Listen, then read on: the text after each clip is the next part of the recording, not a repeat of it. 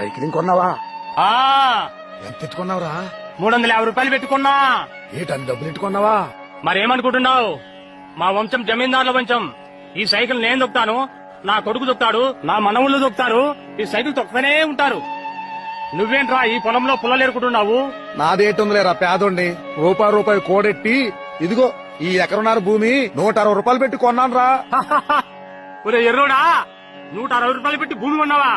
నాలాగే సైకిల్ వడొచ్చుగా, దగ్గర తిరగచ్చు. నాకెందుకులేరా సైకిల్? ఈ భూమిని నేను చూసుకుంటా, నా తర్వాత నా కొడుకు చూసుకుంటాడు, ఆ తర్వాత మనవాళ్ళు చూసుకుంటారు. అలా సాగిపోతూనే ఉంటది. హలో, తొందర 1.5 కోటి పంపించు. ఏంట్రా కోటి గురించి మాట్లాడుతున్నావు? ఆ రోజుల్లో మా తాతగారు 160 రూపాయలు పెట్టి పొలం కొన్నారు. అందులో అరెకరం 1.5 కోటి కమ్మేశా. దాని గురించే మాట్లాడుతున్నా. మీ తాత దేవుడురా బాబు. మీ తాత నీకు కూడా ఇచ్చాడు కదా సైకిల్.